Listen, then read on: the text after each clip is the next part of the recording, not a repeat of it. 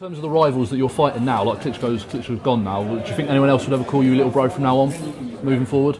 No. No? And if they did, it's just a little... Like Klitschko had the authority, or right. You know what I mean, to call me that. Do you feel like you're the man now who's got that sort of authority to...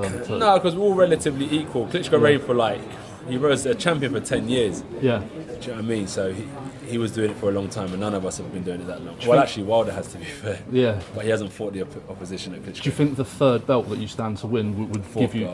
Sorry. I'm going to stop paying these IBO sanctioning fees, man. Sorry. No one cares about that. The W... Get rid of the IBO.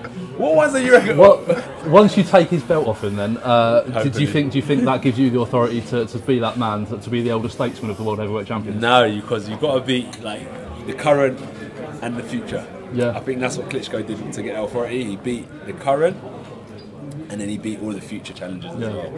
So I give him that respect that he deserves. What did you see with Parker in the face-off? Did he have a presence? What did you take from that? Yeah, he has a presence. He has a presence, but yeah, ultimately, it's about his skill. Yeah. It's about his will rather than the presence. I think it's good, but if you want to talk about presence, I'm the bigger man, the taller man, probably way more than him. So did you try and show him that?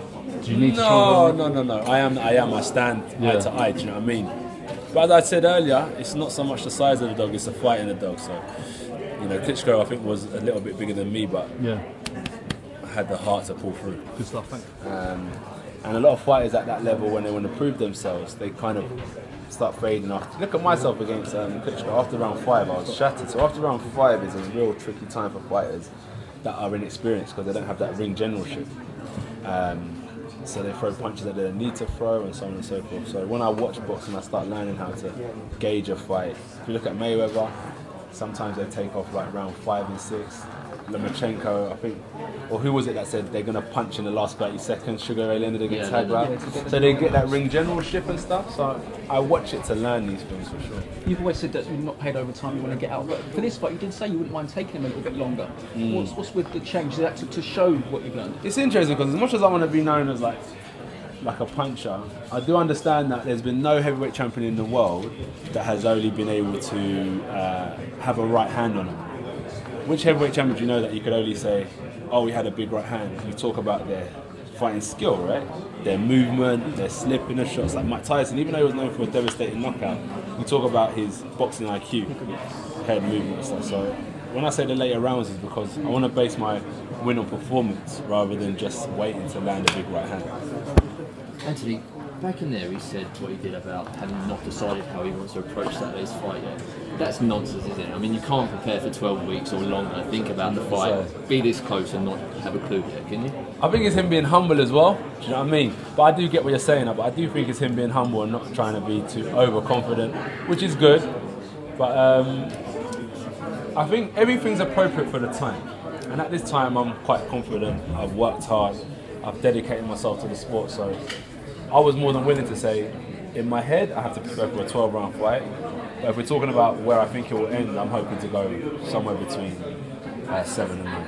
We saw what Klitschko attempted to do with the USB stick. There was the American who said he'd written a chapter on how to beat you. They don't look like they're trying that, but they look like they're trying to get under Eddie's skin, and that might provoke you somehow. Do you think that's what they're trying to do? Trying to maybe... Yeah, I think they're doing a great job. It's promoting, self-promoting.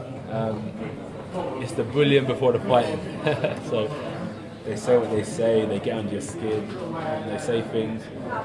And like when you're in training camp and you're locked away from everything, any little thing can get to you because you're tired, you're angry, you're hungry and all these type of things. So yeah, it's the little things they say that can wind you up. But Eddie's really good, he's witty, he's sharp, and he can kind of shut down a lot of people quick. Do you think we're seeing you in your prime now?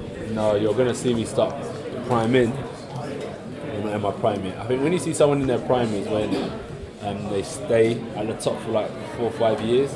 But when you see someone get into their prime, I think that's what you'll start seeing.